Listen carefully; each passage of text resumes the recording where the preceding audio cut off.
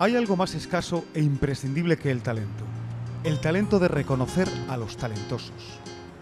Bienvenidos a Talenton Podcast con Herminio Requejo y Diego Arce.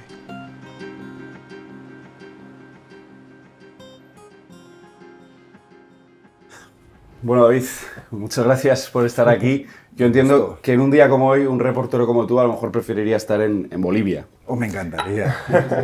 Siempre que veo una noticia me entra como un hormigueo en el estómago y digo, bueno, esto me recuerda a la época en la que pasaban cosas y enseguida uno armaba la maleta a toda prisa y se iba al aeropuerto con esa excitación, ¿no? de ir a cubrir algo, ¿no? Pero bueno, ahora le toca, creo que a otra generación hacerlo. Y cuando ibas al aeropuerto, lo has contado en muchos de tus libros, cogías el vuelo y la gente estaba regresando, pero tú ibas solo en el vuelo a un sitio donde la gente huía. Eso me pasaba mucho, ¿no? Esa, ¿no? En Hong Kong tenía un agente de viajes muy gracioso que siempre me decía eso, ¿no? Dice, eres mi cliente más fácil, ¿no? Cuando nadie quiere ir a un sitio, tú siempre quieres ir, ¿no? Y cuando la gente está pidiéndome billetes para huir del sitio, tú me los estás pidiendo para ir. Y hoteles igual, ¿no? Los hoteles se vacían y tú quieres un hotel. Entonces, bueno, eres un cliente bastante fácil, ¿no? ¿Qué se siente en ese momento cuando te estás subiendo al avión, yendo al lugar del que todo el mundo huye, donde nadie quiere estar? Es quizás el momento donde más nervios hay. Estás muy metido en la emoción del momento, pero muy concentrado también. Ya estás informándote, ya estás haciendo contactos, ya estás intentando que el aterrizaje sea lo más suave posible. Y yo creo que te aíslas un poco, ¿no? de todo lo que puede ser la tensión, o si estás yendo a un lugar con ciertos riesgos. Eso queda un poco apartado por la intensidad del intentar llegar y bueno, hacerlo lo más preparado posible, para que nada más llegar al aeropuerto allí tengas transporte, conseguir un traductor, en el caso de muchos de los países que yo cubría lo necesitaba, y un poco qué voy a hacer, ¿no? En cuanto llegue hacia dónde voy a estas manifestaciones, o en el caso de un conflicto que ha estallado en un país, bueno, pues un poco la infraestructura, cómo llegar. Todo eso siempre es lo que te tiene ocupado en esos momentos previos. Y documentarte, y en el avión vas leyendo para informar, un poco conocer más de la historia del lugar y tal, ¿no? Son, bueno, momentos un poco tensos. Una vez llegas al sitio, ahí es donde empieza la acción y es la parte un poco, entre comillas, divertida de todo esto. Bueno, claro. Ha quedado claro, por si alguien no te conoce, David Jiménez, que te dedicas o te dedicaste durante mucho tiempo a ser reportero.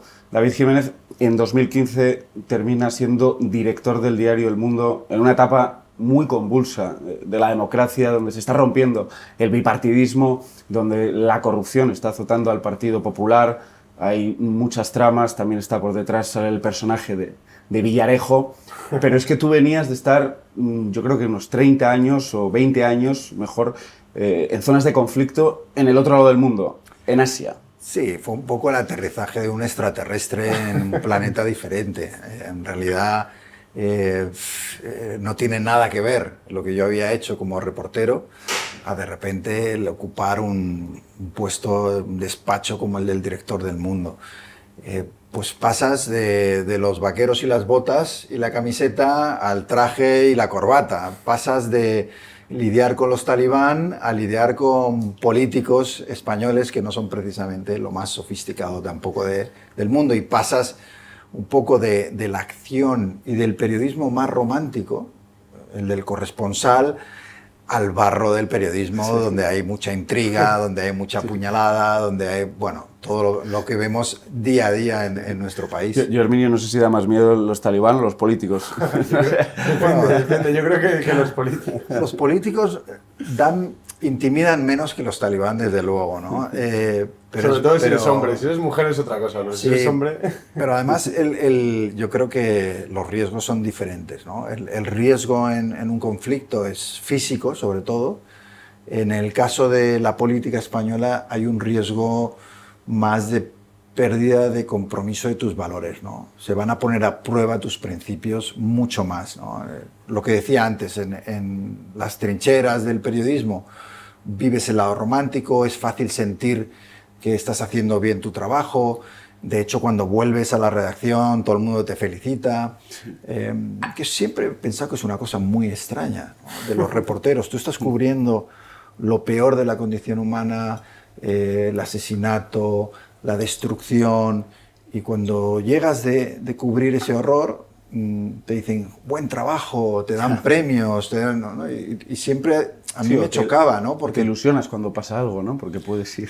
Sí, pero es un contraste diferente, ¿no?, al que te encuentras cuando de repente te hacen director de periódico y tienes que lidiar con cosas que son muy diferentes, con políticos que intentan presionarte, con empresarios que utilizan el poder económico que tienen para condicionar o intentar condicionar la línea editorial del diario. Tienes, por supuesto, en el año que yo llegué a la dirección del Mundo, una crisis brutal del periodismo, ERES, dificultades para pagar los salarios de los periodistas, una debacle absoluta de la publicidad, de las ventas de papel. Es decir, era un momento muy difícil, existencial prácticamente para los diarios, y aquello también requería remangarse y tratar de salir de ese túnel en el que estábamos, y lo más difícil, salir limpio. Cuidado, ¿no? O sea, salir sin vender tus principios, que es lo que hizo la mayor parte de los medios de este país cuando llegó la crisis. Vamos a hablar de eso, pero yo la primera vez que escucho hablar de ti es porque Herminio me regala un libro, que es El Director. Sí, bueno, yo ya había acabado la carrera de periodismo, había entrado en el primer trabajo como periodista. Es verdad que ahora, aparte de tener un podcast, no me dedico como tal al periodismo, pero bueno, fui a tu presentación, además creo que fue la primera. Sí. Ah, qué bueno, entonces, qué bueno. Quiero que me digas esto. Hombre. Si reconoces la letra. Si reconoces la letra, si nos lo puedes leer. Para Herminio, con mucho cariño, te deseo lo mejor en la aventura del periodismo. La verdad, tiene muchos amigos, pero pocos sinceros. Ve siempre con ella. Me gusta esa dedicatoria. Y ahora la mantendría hoy. Hoy escribiría lo mismo. Ahora yo te quiero hacer una pregunta a ti debido a esta dedicatoria. ¿Quiénes son esos amigos sinceros y cómo reconocerlos? Es muy difícil, porque la verdad, si uno se da cuenta, la verdad es antinatural. O sea, decirle la verdad a la gente es algo incómodo. Decirle la verdad, no ya a un amigo o a alguien que tienes confianza, sino al poderoso, sabes que va a tener una reacción. No le va a gustar, va a intentar obstaculizar esa verdad, ¿no? Entonces, cuando tú te metes en una profesión como esta, donde tu oficio consiste en contar la verdad, ya sabes que vas a entrar en dificultades, ya sabes que vas a probablemente a ganarte enemigos, pero una cosa que muchos periodistas jóvenes no saben y que creo que hay que asumir, no solo van a venir enemigos, es que vas a perder amigos. Por esto que decía de que la verdad, y lo decía en la dedicatoria, ¿no? Sí, a todos nos encanta la verdad sobre los demás. El problema es cuando la verdad nos afecta a nosotros, ¿no? Y en ese momento ya no nos gusta. Y ahí intentamos evitar que se conozca.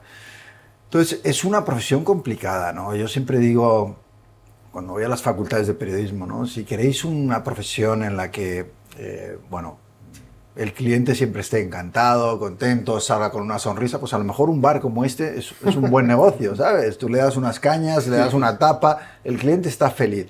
Ahora, si te dedicas al periodismo, muchas veces vas a cabrear a gente. ¿A quiénes? Yo creo que el periodismo, una de sus funciones es cabrear al poder, en todas sus formas. ¿Y por qué digo cabrearle? No es que uno se levante por la mañana y diga, bueno, voy a ver cómo puedo encabronar a Florentino, o a Feijóo, o a Sánchez. No, es que si tú quieres hacer tu trabajo de una manera honesta, si lo ejerces de una manera valiente, exponiendo todo aquello que son abusos, irregularidades de aquellos que tienen el poder, eso va a causar problemas y va a hacer que esa gente que tiene poder lo utilice contra ti. Y no es una cosa fácil, ni está, creo, hecho para todo el mundo. O sea, y si no estás hecho para soportar la presión, pues yo creo que es que hay muchas otras profesiones que no requieren ese tipo de coraje y que son muy dignas y honorables y te puedes dedicar a otra cosa. Pero si te dedicas al periodismo, tienes que estar dispuesto a... Es casi como ser un monje o un cura, ¿no? Bueno, no sé si tanto. Claro, o sea, todas las profesiones tienen unos sacrificios, ¿no? El ginecólogo, por ejemplo, ¿no? Oye, pues al ginecólogo lo llaman a las 4 de la mañana que tiene que atender un parto. Sí, o sea, si no quieres hacer eso, no te hagas ginecólogo, ¿no? Pues el periodismo. Si no estás dispuesto a afrontar las dificultades de contar la verdad, pues entonces dedícate a otra cosa. Sí, pero tú en el libro El director hablas de varios clientes. Cuando cuentas en ese libro en el que llegas a los despachos o al despacho del Mundo, donde había estado antes gente como Pedro J, que luego hablaremos de él, hablas de un cliente que es los empresarios italianos, que son dueños del periódico, a los que cabreas, pero también hablas de otro cliente, que es el lector, y al que a veces también hay que cabrearle porque está buscando que le digas lo que él quiere escuchar. Y esa parte, fíjate, me parece que hoy es la más difícil. Creo que hay más cobardía hoy a la hora de contarles la verdad a los lectores que al propio poder imperante. Que frente al poder político y económico. Estamos en un momento de muchísima polarización, las dos Españas otra vez en las trincheras, parece que el que no piensa como yo es mi enemigo, la gente tiene muy poca tolerancia a la discrepancia, al que piensa diferente, y en ese ambiente, un medio de comunicación, un periodista, muchas veces lo que estamos viendo es, bueno, voy a masajear las ideas de mi audiencia para no cabrearla, para conseguir que se suscriba, etc. Y yo veo mucha autocensura, no ya de cara al poder, que es lo que veíamos tradicionalmente, sino de cara a tu audiencia, ¿no? Y medios de comunicación que están completamente sesgados ideológicamente o a favor de unos partidos porque no se atreven a contradecir los prejuicios de sus lectores, y eso es muy peligroso. ¿Y crees que esto sucede también por la digitalización de los medios, las redes sociales, esa conexión que ahora hay como con el periodista de manera pues, desde Twitter o desde cualquier Telegram o cualquier otro tipo de red social? ¿Crees que eso hace también que el periodista o los periodistas que hacen esto trate de masajear a sus lectores o su audiencia a través de las redes sociales? ¿Por esa cercanía o falsa cercanía que tienen? Para mí no hay ninguna duda de que las redes sociales han contribuido a esta crispación que vivimos, ¿no? Mientras unos ejecutivos en Silicon Valley se forraban, y cuando hablo de forrarse hablo de decenas de miles de millones, utilizando las emociones de la gente y explotándolas, ¿no? Está demostradísimo, hay un estudio de Harvard de hecho que lo demuestra. Nosotros compartimos los contenidos muy viscerales, muy negativos, de odio, agresivos, se comparten mucho más que un análisis pausado sobre la situación de la justicia en España, pongamos un ejemplo, sí. ¿No? Y, bueno, el mío se los lee, ¿no?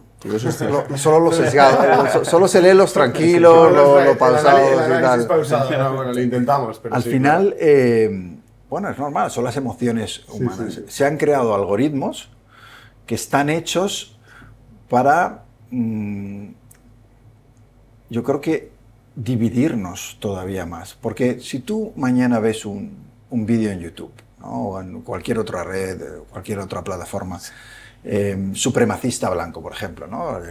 Muy crítico con cualquiera que sea diferente o tenga una piel de color diferente a la mía. El algoritmo automáticamente, lo siguiente que te va a proponer es que veas otro vídeo supremacista. Sí. No te va de repente a proponer una cosa, oye, un vídeo sobre la tolerancia racial y... No.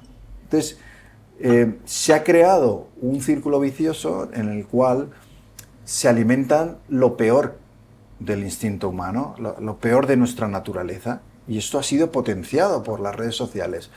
A mí lo que me parece increíble es que hayamos dejado que esas grandes multinacionales puedan explotar esto de una manera tan impune, sin tener ninguna consecuencias, que no se haya regulado y que todavía estemos viendo la cantidad de odio y de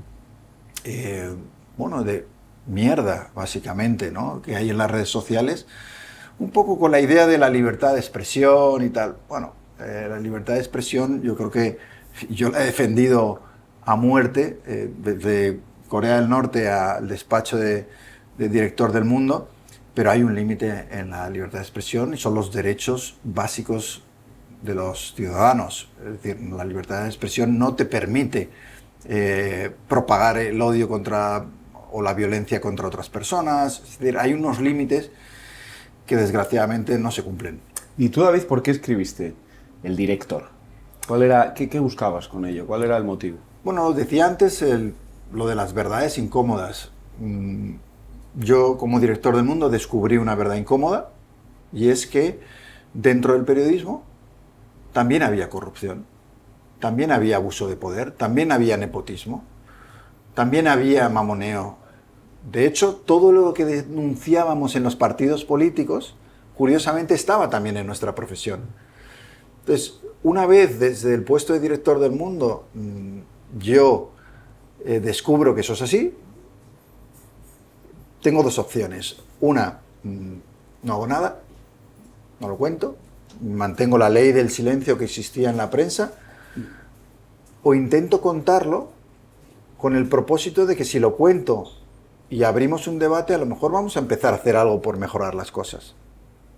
Lo que no me vale es que en la máquina del café, que es lo que ocurría, por ejemplo, en la redacción del Mundo, todo lo que cuento en El Director nos lo contábamos en corrillos los periodistas o en las cenas y decíamos, oye, mira esto y lo otro, pero no lo contábamos. Sí. Y qué curioso que la profesión, que en teoría se dedica a contar lo que pasa y lo hace sobre todos los demás, no lo podía hacer sobre sí misma. No cuenta sus miserias. Entonces, ahí hubo, gente que dijo, pues qué traidor, ¿no?, que cuenta las cosas las miserias del periodismo. Y por otro lado, gente que entendió que eso era un ejercicio necesario. Y yo creo que era necesario. ¿Y por qué era necesario? ¿Crees que ha cambiado algo? ¿Crees que el periodismo se ha puesto las pilas, o hay un periodismo que se ha puesto las pilas después de leer esto? ¿O es más por el lector? Ahí entramos en los límites del periodismo, ¿no? Yo en mi carrera, tanto como reportero, como columnista, como director del periódico, pues cuento con algunos, entre comillas, triunfos, ¿no? Veces en las que has hecho tu trabajo y te das cuenta de que ha servido para algo, y otras muchas veces en las que no. En el caso del director, sale el director, se monta un pifostio increíble, escándalo, unos a favor, otros en contra. Esto a mí me viene genial. O sea, digo, más, ¿no? De hecho, yo estaba esperando que alguien me demandara. Ah, bueno. A ver, nosotros, toma nota. Ya me parece que ha expirado el plazo para ponerle una demanda a lo que se cuenta en el director. Me amenazaron con 200 demandas, no vino ninguna, ¿no? Claro. Porque demandar, la verdad, es un poquito complicado. Pero le habría venido muy bien a las ventas, más ruido todavía. Y yo tuve la esperanza de que el libro abriera ese debate interno. De hecho, hubo compañeros que me escribieron, oye, joder, yo todo lo que cuentas lo he visto, me encantaría haber tenido el valor de haberlo contado. Y entonces yo les respondía, bueno, pues ahora, ¿no? ¿No lo has contado en 20 años? Contémoslo ahora, para intentar solucionarlo. Pero no hubo esa respuesta. Creo que los que están bien posicionados en nuestra profesión, pues como una tortuga, metieron la cabeza, se protegieron, dijeron, bueno, vamos a salvar los muebles. Hubo, en cambio, un entusiasmo increíble en periodistas jóvenes, en estudiantes de periodismo que sí tenían un interés en cambiar las cosas. No solo no han mejorado las cosas desde que publique El Director, han empeorado. Y hay más temor porque comentas una frase en El Director que dice: el poder había dejado de temer a la prensa y ahora era la prensa la que temía el poder. ¿Hay más temor ahora? Creo que esa hay más frase temor? define muy bien lo que ha ocurrido con el periodismo en este país. Creo que se nos ha perdido el respeto, que el poder no nos respeta. Y no nos respeta porque comemos de su mano, porque aceptamos favores, porque muchas veces renunciamos a poner el interés de los ciudadanos y de los lectores, oyentes y espectadores antes que el de los poderosos. La crisis nos ha hecho muchísimo daño, llevamos muchos años con precariedad, con dificultades. Claro, el poder huele tu debilidad y dice, bueno, ahora los tenemos agarrados por las partes. Es decir, si antes ya conseguíamos influir, imagínate este medio que apenas llega a fin de mes, les ofrecemos una cantidad de dinero y a cambio ellos nos van a tratar bien. Y esto sigue funcionando así, se ha agravado. Una de las cosas que ocurrió con el director más curiosas es que empezaron a escribirme periodistas de redacciones de toda España para contarme qué es lo que estaba pasando en sus redacciones, casos de corrupción, compromiso editorial, favores, y me convertí un poco como en un terapeuta de la profesión sin haberlo querido ni pretendido, ¿no? Yeah.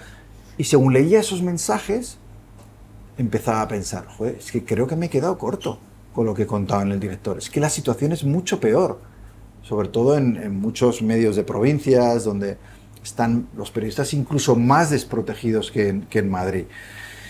Y desgraciadamente el libro está muy vigente, va por la edición número 13. Estuve con la editorial Libros del Cao hace un par de días. Me dijeron, es que no para, sigue vendiéndose muchísimo.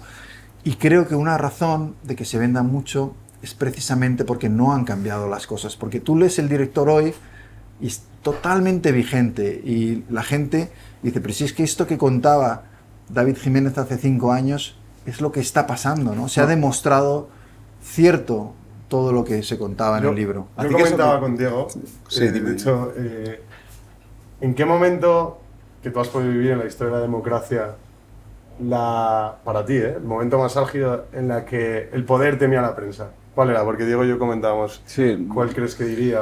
Tú me preguntaste más bien cuál es el momento en el que el poder ha tenido más influencia sobre el periodismo. No, bueno, yo comento, Vale. quiero saber Vale. primero la primera pregunta. Las dos están las muy dos. relacionadas. Están muy relacionadas, pero vamos por partes. Si uno coge el diario El Mundo de los años 90, los políticos se levantaban acojonados por la mañana. Era una época en la que vendíamos cientos de miles de ejemplares. El diario había sido fundamental en tumbar el gobierno de Felipe González, en que perdió las elecciones después de publicar muchos escándalos de corrupción. Luego publicó también informaciones que comprometían a la monarquía, caso Urdangarín. Luego, en la etapa de Rajoy también, se publicaron historias que denunciaban la corrupción del Partido Popular. Realmente había, no sé si miedo, pero un respeto a la profesión, a la investigación periodística. Tenían algo que temer. Llega la crisis, pega durísimo. Diarios como El País, El Mundo, la ABC pasan de ganar mucho dinero a perder mucho dinero. Se empieza a despedir a buenos periodistas, veteranos, que sabían hacer esas investigaciones. Y se empieza a contratar a periodistas jóvenes totalmente a favor, pero no precarizándolos como se ha hecho. Y lo que ocurre es que de repente estamos mirando por nuestra supervivencia, no por contar la verdad. Y todo ese entorno del poder empieza a pedirnos favores y a darnos favores en un momento en el que estábamos desesperados. Y a cambio de eso, nosotros, ¿qué hacemos? Tratarlos mejor, ¿no? Digamos que perdemos la dentadura, ¿no? Es como si tú coges a un león en el Serengeti, muy temido y todo lo que tú quieras, pero si le quitas la dentadura, pues pierden su efectividad, ¿no? Y eso es lo que yo creo que ocurrió. Hablabas de tus inicios en el mundo y de gente joven que entraba al periódico. Con algunos de esos hablaste de fundar un periódico. Además puede ser que fuera en un bar como este, como Los Gatos. Sí. Parecido, quizás. Puede ser que fuera como este. Ese periódico se llamaba El Normal. Fue en una mesa exactamente como esta, en una churrería. Yo era corresponsal. Cuando venía de vacaciones a España, nos juntábamos pues algunos periodistas del periódico y pues llorábamos sobre la situación del periódico, las cosas como se hacían, soñábamos con hacerlas de otra manera, y recuerdo que en uno de esos encuentros de repente digo, oye, pues fundemos un periódico, ¿no? Y cogimos una servilleta igual pues como esta, ¿no? Es como si coges esta servilleta, nos pusimos, tal, venga, ¿cómo queremos que sea ese periódico? Oye, que sea independiente, que sea, que tenga el interés de los lectores por encima de todo, que aborde temas que no se están abordando y que muchas veces quedan aparcados por la pelea política y los insultos, etc. Y empezamos a desgranar ese periódico soñado. ¿Y qué nombre le ponemos? Y entonces alguien dijo, no recuerdo quién de los que estábamos, dice, oye, pero estas cosas que estamos pidiendo son como muy normales, ¿no? O sea, quiero decir, es lo que debería hacer cualquier periódico. Pues es verdad, oye, pues vamos a llamarlo El Normal. Y todavía guardo esa servilleta, mira, la podría haber traído. Pues sí, nosotros no hemos sido un poco más sofisticados, ¿no? Talanton Podcast, pero sí. Podríamos habernos buscado un nombre más normal. Al final esa servilleta fue premonitoria en el sentido de que de repente, muy poco después de eso, llega la sorpresa de que a mí me nombran director del Mundo. Y lo primero que me dicen los compañeros que tenían esas ilusiones es, por fin vamos a poder hacer El Normal, ¿no? Y es lo que traté de hacer. Pero no pudiste. No pude. O digamos sí, que no pude durante un tiempo. Claro, a eso me refería. Creo que yo soy el primero que diré que cometí muchos errores como director del Mundo, que no estaba preparado para gestionar una redacción de más de 300 periodistas con todos los problemas que tenía en medio de una crisis brutal. Pero en cuanto a la ética periodística, hicimos El Normal. Todas las informaciones que publicamos tenían el interés del lector por encima de cualquier otro. Eso me costó meterme en muchos líos, me costó que a los 6 meses ningún partido político quisiera hablar conmigo, que la mayor parte de los empresarios de este país tampoco quisieran saber nada de mí. No me importaba, yo tenía claro que yo tenía que defender la integridad del periódico, la integridad de la redacción, mi integridad personal y mantener un compromiso con los lectores. Durante el tiempo que estuve de director, creo que lo conseguimos. Ya lo digo, con errores que seguro que cometimos, pero evidentemente eso no es lo que querían ni los dueños de la empresa, ni la presidencia, ni los políticos, ni los empresarios. El Mundo era un periódico incómodo, era un periódico indomable, que no podían controlar, y lo que pasó después es que, me despidieron, pero no solo a mí, es que hubo 4 directores del Mundo en 3 años y medio. Dentro de una operación por domesticar a un periódico que había sido muy combativo y, digamos, que entrara dentro del sistema y se plegara a esos intereses. Para quien no lo sepa, cuéntanos algunas de esas exclusivas que das, incómodas con el poder, algunas decisiones que tomas eliminando ciertas fuentes tóxicas. Bueno, una fuente tradicional del periódico había sido Villarejo. Durante muchos años.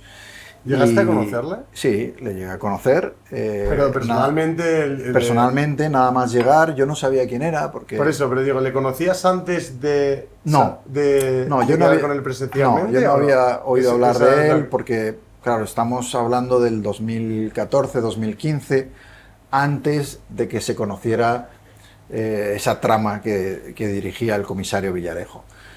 Pero sí es verdad que cuando llego, a la semana de llegar al periódico, 2 periodistas de la redacción me dicen, una de las grandes fuentes de este diario es un comisario de policía que se llama Villarejo, que nos ha pasado información y quiere conocerte. Digo, oye, pues hay que conocer una fuente, vamos para allá, ¿no? Y no fue le todo cara ni que iba con una... No le puse cara. Con la boina. Luego llegamos a un restaurante, me acuerdo, oscuro, estaba cerrado, todo sonía, era como muy extraño, ¿no? Él iba, a pesar de que estábamos ya en primavera, él iba como con una gabardina, era todo como un poco... Él era como un espía, pero se acercaba más a Torrente que a James Bond, digamos, ¿no? O sea, no era... Muy de Berlanga todo, ¿no? Sí, no era el típico con clase que dices, no. Entonces, él me confirmó que era una fuente del periódico, que daba mucha información y que le gustaría seguir aportando información al periódico, pero que había un problema. Y es que las informaciones que un compañero de la redacción estaba publicando no eran de su agrado y me pedía que lo apartara a cambio de seguir suministrándonos información, ¿no? Claro, aquello fue un poco shock, ¿no? Volví a la redacción y lo primero que hice fue dar indicaciones de que nunca más contáramos con esa fuente que pretendía organizarme a mí la redacción. Claro, que es una cosa que me pasó al principio mucho. De Moncloa me llamaban, no, puedes quitarme a esta periodista que no me gusta, puedes hacer... Digo, pero ¿desde cuándo la gente del poder o un comisario corrupto deciden en un periódico quién hace qué, ¿no? Para mí todo aquello era un poco alucinante, no podía creer que el periodismo español hubiera caído tan bajo. Y bueno, aquella relación se cortó, luego seguimos publicando informaciones, bueno, que cabrearon a mucha gente, pues desde una en la que César Alierta, entonces presidente de Telefónica, amenazó con retirarnos la publicidad, también con el ministro Soria, cuya dimisión forzamos, descubriendo que tenía una empresa, su familia tenía una empresa en un paraíso fiscal. Justo lo descubrimos el día después de que él en una rueda de prensa hubiera prometido, jurado y perjurado que él jamás había tenido ninguna empresa en un paraíso fiscal. Bueno, ese tipo de periodismo, que además era indistinto de ideologías o de partidos. A mí me venía un periodista del periódico, tenía una información negativa de Podemos y si estaba contrastada no me importaba publicarla. Si era del PSOE, igual. Si era del PP, lo mismo. ¿Había más del PP? Sí, porque en ese momento tenía el poder a nivel municipal, autonómico y central, concentraba una cantidad de poder brutal. A mí, perdona que te interrumpa. No. Hay una frase que se me quedó muy grabada del director, sí. Y es esa frase que comentaban algunos de ¿recuerda quién te ha puesto ahí? Bueno, es que en esa época, y todavía se sigue haciendo, desgraciadamente, muchas veces las mesas de las tertulias, los puestos en la opinión de los periódicos, e incluso los directores de esos periódicos, lo decide gente que tiene mucho poder, ¿no? Yo recuerdo estar en tertulias donde de repente estabas ahí y el compañero que estaba al lado recibía un mensaje con las instrucciones de los temas que a ese partido le interesaba que tocara. Y ellos sacaban esos temas, ¿no? Es decir, habiendo llegado del mundo de los corresponsales, donde la gente se jugaba la vida, donde tuve que ver cómo compañeros morían, donde tuve que ver cómo otros periodistas, sobre todo locales, en algunas dictaduras eran encarcelados, pasé a ver a compañeros que se vendían por mantener su puesto en una tertulia. Entonces, imagínate el contraste tan brutal, ¿no? Eso me llevó a concluir no solo lo que comentábamos antes, ¿no? De que la prensa ahora tenía miedo del poder, sino que el periodismo de este país se había hecho muy cobarde. Tú fuiste uno de los primeros, antes que Pedro Sánchez incluso, en ese libro, en hablar de los pseudomedios, que en ese momento llamaste periodismo de trabuco. Sí. ¿Qué hacían? Es uno de los grandes males del periodismo. Hay un capítulo del director que se llama Cosa Nostra. O sea, yo creo que ya el título te dice todo. Y ahí cuento cómo ya en esa época, hablamos de 2015, 2016, se estaban creando medios que actuaban como la mafia. Iban a las empresas y les decían, oye, si no me das 80.000 euros en la partida publicitaria de tu presupuesto de este año, voy a empezar a inventarme noticias sobre el presidente de tu compañía. O... de hecho, comentas algunos casos que sí, hay casos concretos. Hay casos concretos en el director que se cuentan. A veces la estrategia era otra. Tú montas un medio digital y el primer día le calzas una buena hostia a una empresa del IBEX. Aunque sea mentira. Aunque sea mentira. Y llamas y Y dices, no tienes que hacer nada. Ellos te llaman. Te llama el responsable de comunicación de esa empresa y dice, oye, pues, curiosamente se ha abierto una partida en el presupuesto y podemos incluir en vuestro medio tanto dinero en publicidad.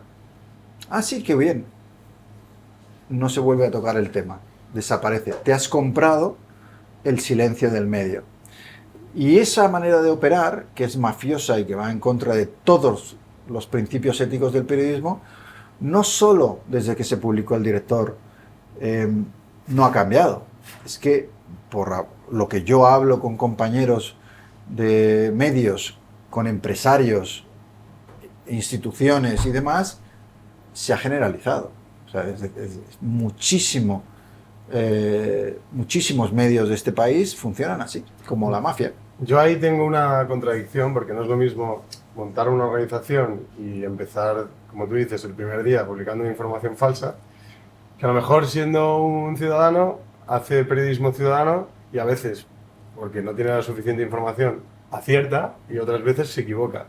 Y también hay gente que le puede parecer que ese periodista es un periodista entre comillas, que es un ciudadano que sube una foto a Twitter y de repente empieza a publicar ciertas cosas, con una organización que sí que tiene la intención directa de comprometer a cierta persona o lo que sea. Creo que ese periodismo ciudadano, que existe gracias a las redes sociales y a los móviles, evidentemente se va a equivocar porque muchas veces no tiene ni la fuente ni el contexto. ¿Tú crees que se equivocan? Yo creo que hay periodismo ciudadano y existe el periodismo ciudadano y que a la hora de delimitar entre el pseudomedio y el periodista ciudadano, muchas veces puede entrar ese periodista ciudadano en eso que A mí, es el pseudomedio. Pero es que el periodismo ciudadano, yo soy un poco escéptico con esto, porque... Yo también. Es decir, un ciudadano que haga una foto no se convierte en un fotógrafo. Alguien que cuelgue un vídeo en YouTube no se convierte en un cineasta. Y alguien que me escriba un hilo en Twitter no se convierte en un reportero. El periodismo tiene detrás, o debería tener, ¿no?, en teoría, un rigor, un contraste, unas fuentes, una edición, una serie de cosas que ese periodismo ciudadano rara vez hace, ¿no? Entonces, completamente. Yo algunas veces acertará. Entonces, yo no lo llamaría periodismo, lo llamaría otra cosa. Y a veces contribuye, ¿eh? Yo no te niego que los periodistas no podemos estar en todos lados. Por ejemplo, hay veces que hay un atentado, por ejemplo, ¿no? Y los primeros en alertar de ese atentado son ciudadanos que están allí, que además son testigos, que pueden incluso grabar a los autores de ese atentado, que pueden contribuir no ya informativamente, sino incluso a arrestar a esos autores. Pero eso me parece que es diferente al periodismo. Y no es un intento de defensa corporativa del periodista. Yo creo que hay gente que no tiene la carrera de periodismo, que hace muy buen periodismo, y hay periodistas que tienen el título y no hacen nada que tenga que ver con el periodismo. Son incluso más intrusos. Entonces, no creo que esa sea una diferencia. La diferencia es tú haces periodismo cuando estás buscando la verdad sobre una información relevante en base a una praxis profesional que incluye contrastar la información que tienes, más de una fuente. Claro, estas cosas que yo hablo son como muy antiguas, ¿no? O sea, la gente ya... La gente ni lo entiende. Tú les cuentas a... ¿no? Pero es que en los periódicos serios, yo he estado, por ejemplo, publicando en el New York Times durante varios años. No te puedes imaginar el trabajo de edición y contraste que hay detrás de cada cosa. Una fecha que pones, te equivocas en un año y puedes tener la garantía de que un verificador te va a decir, oye, no, esta fecha está mal, no es el año 57, sino el año 56. Y la capacidad de rectificación también. Yo he visto muchas veces como el New York Times Rectifica. al momento rectifica y lo saca casi... El periódico Pero- ciudadano rectifica poco o nada. Nada, Ese porque es el problema. tú sueltas en tu red social lo que se te ocurra y ya está, ¿no? Uno de los problemas Hay yo- que decir que también, David, a los medios a veces también nos cuesta rectificar o lo hacemos Mucho, un poco. mucho. De hecho, cuando estaba en El Mundo cometimos errores, ¿no? Y uno de los debates que yo tenía con otros jefes del periódico era ese, ¿no? Recuerdo uno en concreto. De una de las infantas contamos que se había ido de vacaciones a Tutiplén, a Vietnam, ¿no? Y eso lo publicamos. Recuerdo que llamaron para protestar, hubo una comprobación de, oye, a ver si nos hemos equivocado. Efectivamente, nos habíamos equivocado. No había estado en Vietnam, no había estado en ese hotel. Bueno, por lo que sea, los periodistas no hicieron el trabajo que tenían que hacer. Y yo dije, publiquemos una página entera rectificando esa información, ¿no? Y recuerdo que uno de los jefes me decía, no, hombre, pero entonces vamos a quedar fatal. Digo, no, vamos a quedar mucho mejor. ¿Crees que eso el lector lo agradece? Yo creo que sí. Yo creo que el ser honesto en tus errores, ser transparente, el decir, oye, hemos metido la pata. Nosotros publicábamos 500 noticias al día, entre web y papel. Por supuesto te vas a equivocar. Entonces, si tú te equivocas y vas y dices, oye, mismo espacio de la equivocación le vamos a dar a la rectificación. No vale abrir el periódico a 5 columnas con una información que luego resulta que es incorrecta y luego meter en la página 65 una noticia breve diciendo, oye, nos equivocamos, que no va a leer absolutamente nadie. Entonces, yo creo que el lector reconocería la honestidad de corregir ese error y de decir, oye, nosotros también nos equivocamos. Porque entonces le estás enviando el mensaje de que la información que tú publicas es cierta y que cuando no lo es, se lo vas a decir. Y eso para mí es fundamental. Quizá por eso ahora ocurra que, por no haber hecho eso a algunos medios, estos pseudomedios hayan aprovechado la baza de, mira, se equivoca, no lo dice, tal. Entonces, Es que defenderse contra un medio que lo único que hace es fabricar bulos es casi imposible en este país. Y es, ahora que se habla tanto de regular los medios. ¿Qué te parece eso, por cierto? Yo estoy siempre en contra de que un gobierno regule a los medios. Creo que los gobiernos son parte interesada en diferenciar qué es verdad y qué no es verdad, y no pueden ser los jueces del periodismo. Ahora, yo sí creo que en España sale demasiado barato destruir la reputación de alguien con información falsa, y que eso tiene que cambiar. Que muchas veces a ti te difaman, tú vas a juicio o pones una demanda, te tiras 4 años litigando y al final el que te difamó paga una multa de 5.000 euros y se acabó. Y a lo mejor con todas esas informaciones ha hecho 40.000 euros, ¿no? Es decir, sale muy rentable mentir a día de hoy. Y eso es lo que hay que cambiar, ¿no? Endurecer las penas por difamación, derecho al honor, formar a los jueces para que sepan distinguir mejor la desinformación. Creo que los propios periodistas, a través de asociaciones de prensa o colegios profesionales, tenemos que empezar a tomar medidas contra los fabricantes de bulos. Gente que ha sido incluso condenada varias veces en los tribunales, que están mintiendo todos los días y que se siguen llamando a sí mismos periodistas, y nosotros no hacemos nada. ¿no? Por corporativismo, por lo que sea. No, tenemos que, como mínimo, tener comisiones éticas que puedan señalar a esos periodistas que no cumplen con las normas mínimas del periodismo. Pero eso no es lo mismo que regularlo, claro. No, claro, otra cosa es que el gobierno me venga y me diga, Son cosas muy distintas. usted es un medio, un pseudomedio y usted es un medio de verdad.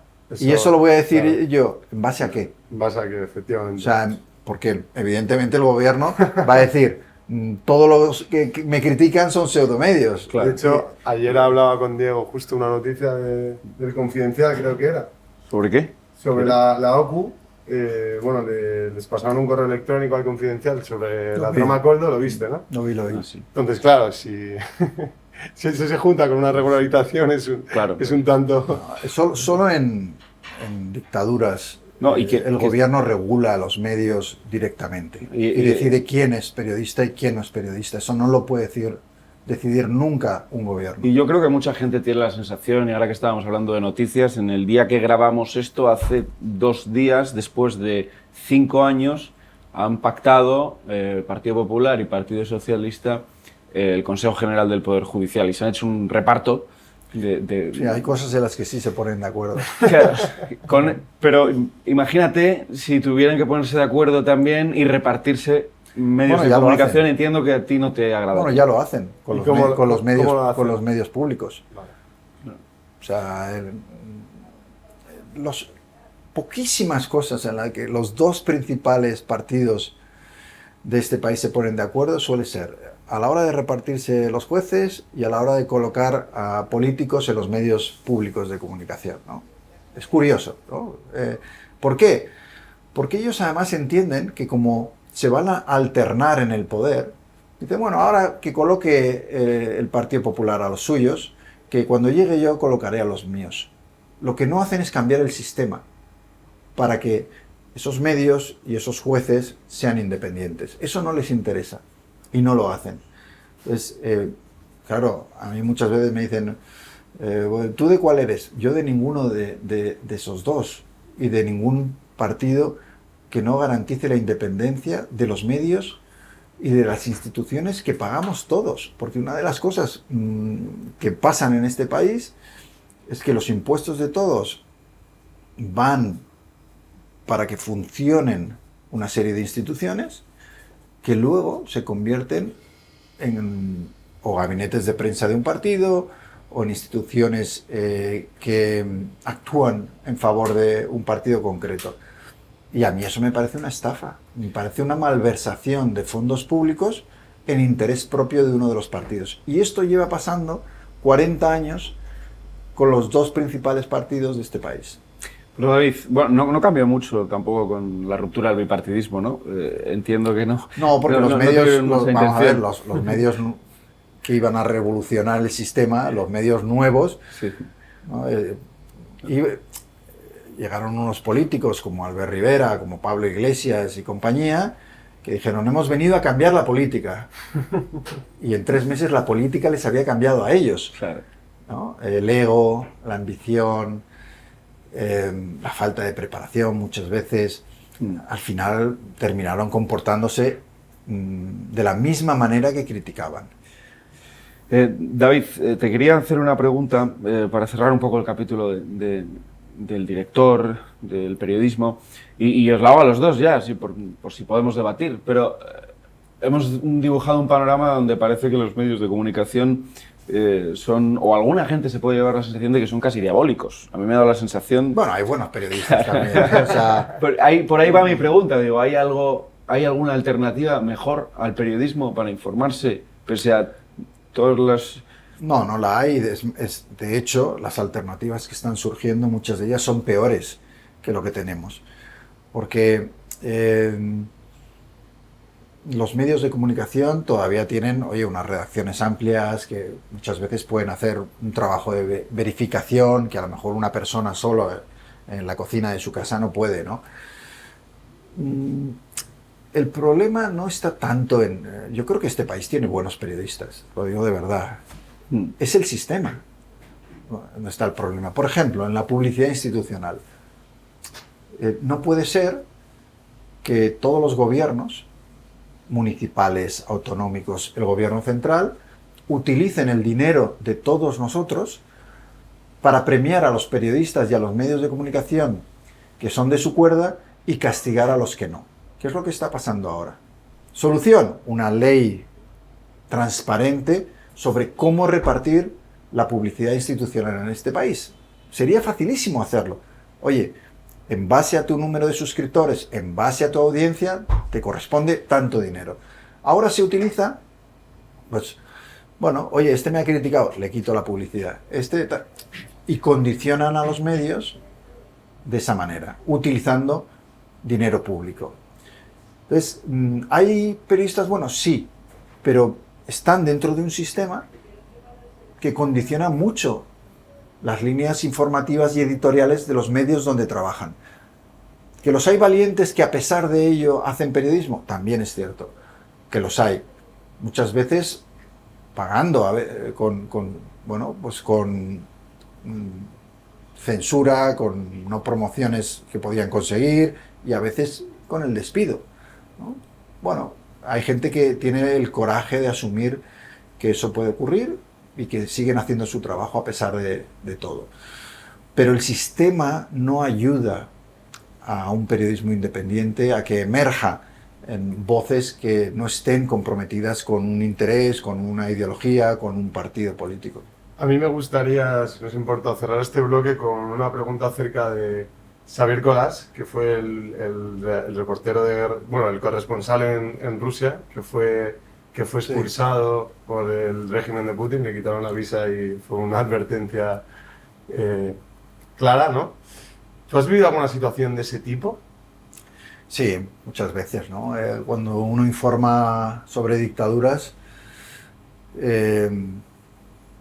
pues vetos, censuras, expulsiones. Yo hay varios países a los que no puedo volver. China, Corea del Norte, Birmania. Bueno, porque se cabrearon por las informaciones que publiqué. Yo eso lo llevo como medallas, ¿no? Me parece que... Claro, una medalla, ¿no? Que te expulse. Hombre, me parece que un periodista que lleva demasiado tiempo en una dictadura sin tener absolutamente ningún problema, es que a lo mejor no ha hecho su trabajo, ¿no? En el caso de Colás, evidentemente es un muy buen reportero que hacía su trabajo. Pero no hay que olvidar una cosa. Los corresponsales somos privilegiados. O sea, yo cuando tenía problemas en dictaduras era un privilegiado, me deportaban, alguna noche pasé en algún calabozo, pero al día siguiente me soltaban. Y los periodistas locales no tienen esa suerte. Y eso no hay que olvidarlo. Los periodistas locales de esos lugares se pasan 20 años en la cárcel o los matan. En México solo hay que ver, supuestamente es una democracia. Sí. La cantidad de periodistas que son asesinados de manera impune. En Turquía, en China, en Birmania, muchísimos compañeros se están pudriendo en las cárceles. Entonces, yo relativizo mucho los problemas que tenemos los periodistas occidentales cuando, sí, podemos perder nuestro visado, no podemos trabajar más. Bueno, es parte del oficio, de los riesgos de contar la verdad, y somos muy afortunados en comparación con esos periodistas que en el caso de Rusia directamente se caen accidentalmente, entre comillas, de los balcones. Cualquiera que sea periodista en Rusia e intente contar la verdad, no es que le quiten el visado o el derecho a ejercer, es que lo matan. Claro. ¿No? Y esa es una diferencia muy grande. Tú, además, en tu libro hablas de algunos compañeros periodistas a los que también matan, de aquí, españoles. Mencionaste a Ricardo Ortega también, que no sé si llegasteis a ser compañeros, sí, os visteis, pero... Sí, cubrimos Afganistán juntos. De hecho, hay un libro, El corresponsal, que está dedicado a él y a, no lo sabía. Sí, y a los compañeros que no regresaron de sus coberturas. Bueno, yo creo que España es un país que tiene un problema de valoración del mérito en muchas profesiones, no solo en esta, pero en esta especialmente, ¿no? Y uno tiene la sensación de que a veces hay más reconocimiento para un tertuliano que habla desde la seguridad de un plató que para un reportero que se está jugando la vida, ¿no? Y yo creo que eso debería cambiar, pero es que incluso económicamente hoy gana más un tertuliano que un reportero que está en un conflicto como Ucrania. Y eso tiene que cambiar. Tenemos que darle la vuelta para que... y no desmerezco a los tertulianos, de hecho yo me he convertido en uno y voy a algunos programas, creo que no ruidosos y donde el análisis se hace de una manera sosegada en Radio Televisión Española. Pero a mí me da mucha pena, ¿no?, ver a compañeros, a gente joven que se está jugando el tipo por ir a contar guerras y conflictos a miles de kilómetros de distancia y se les están ofreciendo 40, 50 euros por una crónica. Yo creo que eso es una vergüenza. Para quien no lo sepa, que lo hemos comentado, Ricardo Ortega era un periodista, reportero de una televisión de este país nacional muy famosa y murió en Haití y murió ya siendo freelance después de que la hubieran echado y en circunstancias que además tú relatas en el libro, que insisto, hay que leérselo el director, pero hay que leerse más libros porque acabas de escribir Días Salvajes, que no lo hemos comentado, perdóname, Sí. David, que lo tenemos. Bueno, yo aquí he venido a hablar no de mis libros, sino de todo. O sea que... Y también hablas de justicia y hablas de una época en España, bueno, que se fue de madre, ¿no? Bueno, el verano de la euforia. España vivía en la locura absoluta. Boom inmobiliario, los obreros conducían BMWs, nada en contra de que un obrero conduzca un BMW. Ahora bien, si tú has ido al banco un préstamo. y ganas X y te dan un préstamo para un coche que luego al final acabaron perdiendo no solo el dinero que habían puesto, sino el coche también, ¿no? Y eso ocurrió con la vivienda, ocurrió con todo. Fue una fiesta disparatada y he situado Días Salvajes en esos años porque me parece que todavía hoy estamos pagando la factura y todavía siguen abiertas las heridas de aquel conflicto. Y bueno, ahí he situado en La Moraleja, en el Madrid más elitista, a un chaval que en una noche de borrachera y drogas provoca un accidente kamikaze, mata a su mejor amigo y a una chica que ha madrugado esa mañana. Y que es todo lo contrario. Y es todo lo contrario. Viene de Villaverde, ha madrugado para ir a trabajar como cajera de un supermercado y digamos que esas dos Españas, sus destinos y el de esas dos familias, esos destinos se cruzan en ese instante en la carretera y a partir de ahí, bueno, pues pasan muchas cosas y hay mucho de thriller. Es el libro quizá más diferente que he escrito porque mis libros son de reporterismo, son de mi experiencia como director del mundo. Tengo alguna novela, pero están inspiradas en la Revolución Birmana o en Afganistán, El Botones de Kabul. Y esta, digamos, que es la primera novela... Más ficcional, por así decirlo. Sí, más pura. Está situada en España, que es excepcional en mi trabajo literario.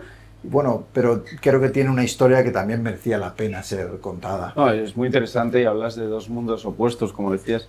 Y yo tengo curiosidad por saber si los conoces, si también conoces ese mundo. Todo empieza en una fiesta en La Moraleja. ¿Conoces ese mundo, esas fiestas? ¿O? La fiesta está muy descrita con mucho detalle y mucha gente... Sobre todo el inicio, el arranque ese es muy bueno, la verdad. Nos ha gustado mucho a Diego y a mí. Es un arranque bastante brutal que va muy bien con el título del libro, Días Salvajes. Pues había que hacer un arranque salvaje. Tipo Scott Fitzgerald o algo así. Sí, o sea, es un poco...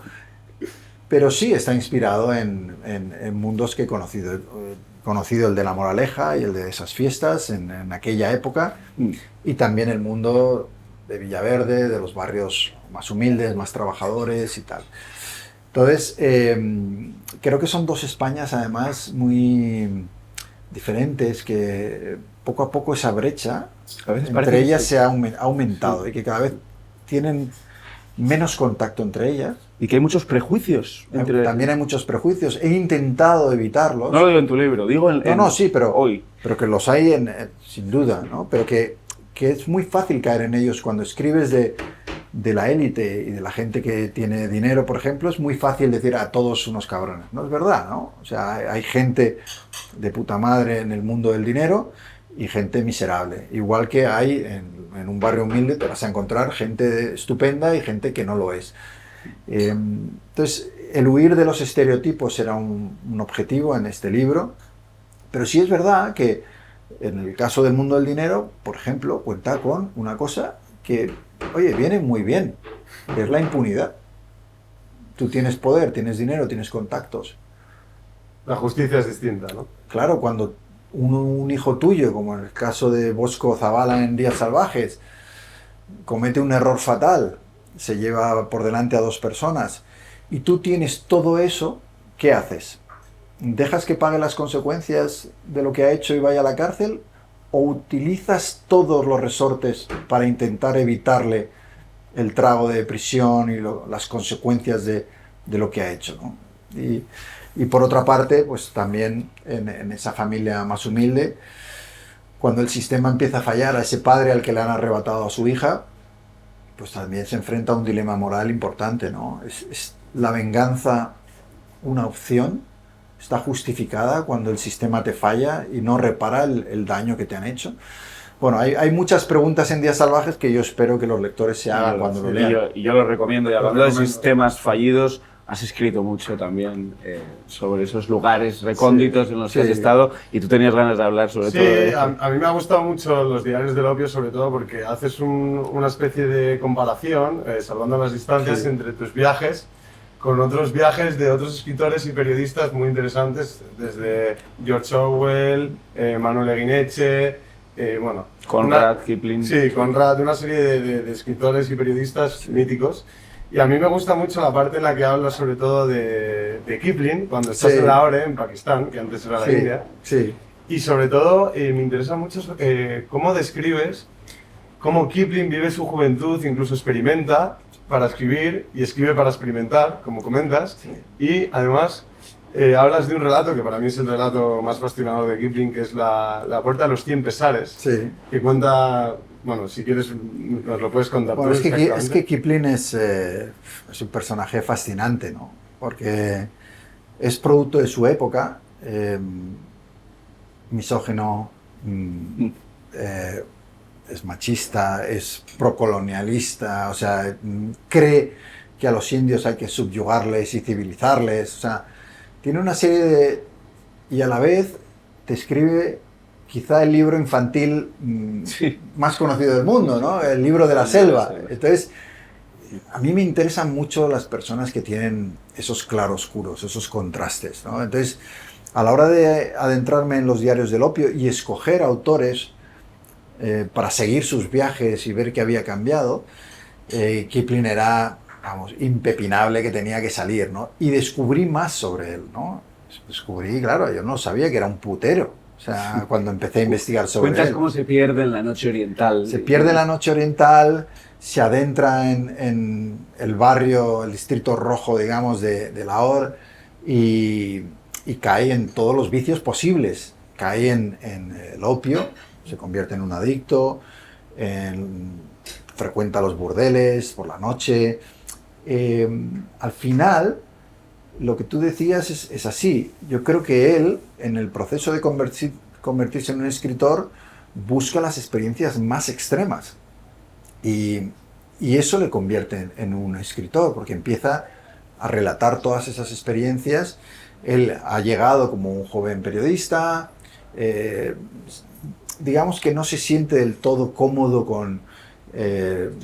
el mundo colonial británico de la época, entonces se despega de todo eso y se adentra en el mundo de los locales, y ahí es donde descubre todas estas cosas que puede hacer precisamente, y sigue pasando hoy esto, ¿no? Estos occidentales que se van al sureste asiático y creen que allí pueden hacer todo lo que no harían en sus países. Sí. Le pasa un poco eso a Kipling, ¿no? Fuera de la mirada de su mundo, él puede cruzar todas las fronteras y excederse en todo. Yo creo que Kipling sí que tiene un matiz. Tú me lo comentabas. Lo hemos estado comentando, de hecho, de camino a esta, yo no sabía. A esta entrevista. Que se estudia todo.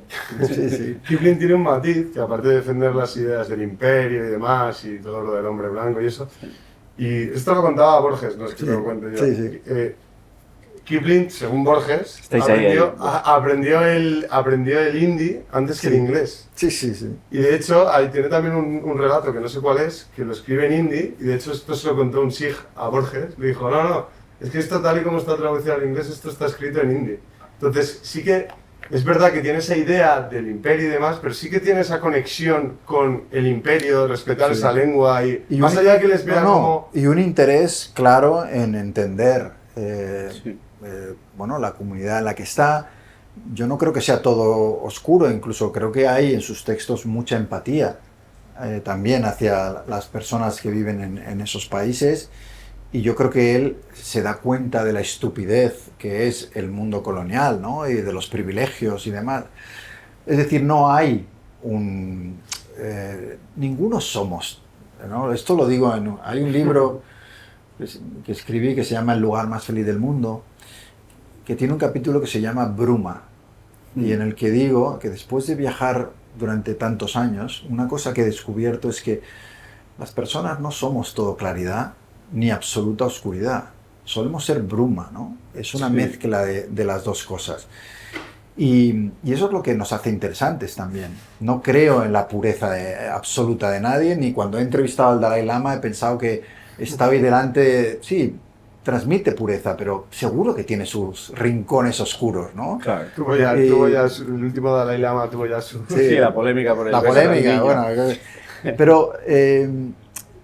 es muy interesante seguir a estos personajes de los diarios del opio porque, bueno, vivían otra época también donde los límites eran otros y donde ir al exótico oriente pues te permitía hacer cosas que estarían mal vistas en tu comunidad, en tu país, y que allí pues no lo eran tanto. Y David, esos mundos oscuros de los que hablas, esa noche oriental en la que se sumerge Kipling, ¿tú también te dejaste llevar por nuevas sensaciones? Como si no nos estuvieran grabando. No, pero no me refiero tanto a ese tipo de vicios, pero si hubo nuevas sensaciones o experiencias que te embriagaron. Es que yo soy escritor gracias a que tomo la decisión un día de entrar en el despacho de Pedro J. en el año 97 y le digo, solo hay un lugar en el mundo o una región donde no tenemos corresponsal, que es el Extremo Oriente, y yo me presento voluntario para ir para allá.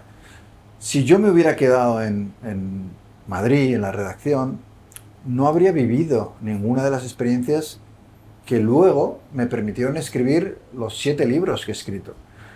El vivir los conflictos, las revoluciones, el vivir la desigualdad brutal muchas veces, el conocer a personajes fascinantes. Antes mencionaba al Dalai Lama, pero ha habido muchísimos.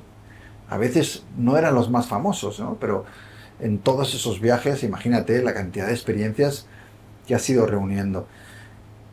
Y yo creo que todo eso es lo que me hace escritor, ¿no? Somerset, que es otro de los autores de Los días salvajes, lo dice, ¿no?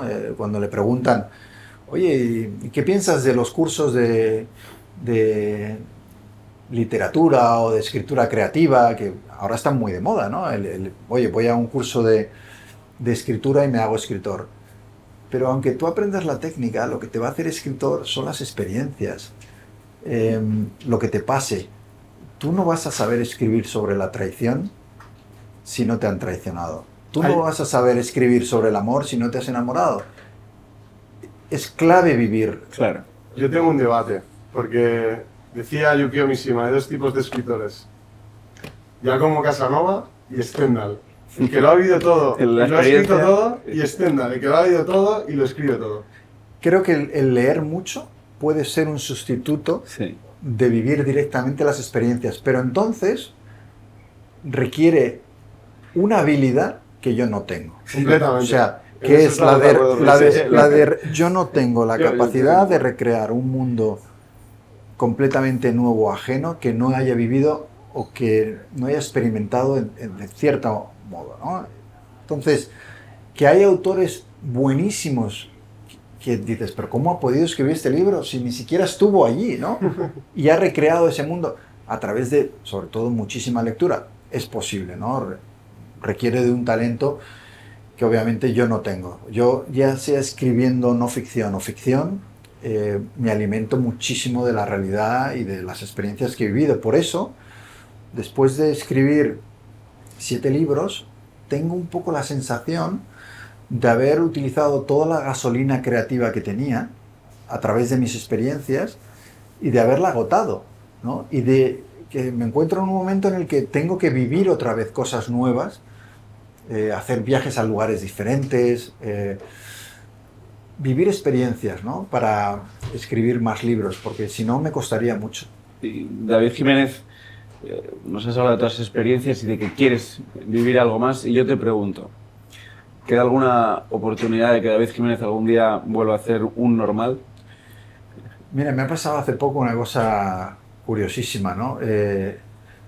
Desde que escribí El Director, me llegan currículums de estudiantes de periodismo o periodistas jóvenes que me dicen, te mando el currículum para cuando montes ¿De el verdad? normal.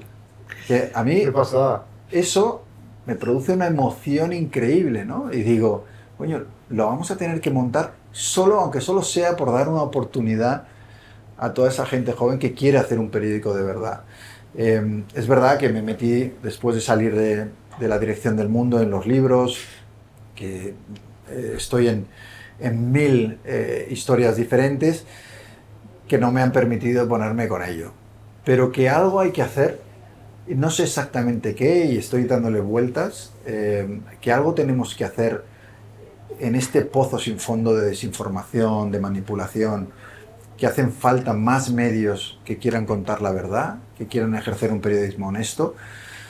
Yo no me veo tanto dirigiéndolo yo, porque creo que hay gente joven que lo haría mucho mejor, porque además conoce la tecnología mucho mejor, como ayudando... Siendo uno de los fundadores, quizás, o Ayudando- un ideólogo de esa idea, ¿no? Bueno, ayudando a impulsar un medio de alguien que tenga las ideas claras, la ética y la preparación para hacerlo. Yo sé que hay muchos exdirectores del mundo que han montado medios y que quieren seguir en el ajo, digamos, ¿no? Yo no tengo esa ambición, ¿no? No me apetece lidiar con ministros, no me apetece tener que llamar a Telefónica para pedirle que me ponga publicidad. No sirvo para hacer eso. Yo creo que lo que puedo aportar yo y mi generación, cuando ya hemos llegado a un punto en nuestras carreras que están bastante hechas, es inspirar a otros, ¿no? A gente como vosotros, a que hagáis cosas, ¿no? Por eso vengo feliz a vuestro podcast, ¿no? Porque, Yo creo que sí. me parece que hay que ayudar a que vuestra generación sea la que cambie el periodismo y haga cosas interesantes como esta. Pues yo estoy seguro de que vas a inspirar a mucha gente y precisamente este es un podcast de talento, de ayudar a otros también a encontrar su talento viendo el de los demás, y nos gusta preguntar sobre talento. Entonces vamos a hacer ya la última la última pregunta del programa, que es la firma. Y sobre todo para los futuros periodistas, como pones en la primera página del director, Sí. ¿qué les dirías? Para que encuentren ¿Cuál sería la forma para encontrar el talento en el periodismo? ¿Qué les dirías tú a esos periodistas? Curiosidad, querer conocer cosas, deseo de compartirlas y honestidad para hacerlo rodeado de la verdad, ¿no? Me parece que son 3 elementos que tienen que tener cualquier periodista. Luego ya puedes escribir mejor, puedes escribir peor, se te puede dar mejor la radio, la televisión, el podcast. Eso ya es diferente, pero necesitas esos 3 elementos y sobre todo el último, ¿no? El deseo de compartir la verdad al mayor número posible de personas me parece que es esencial.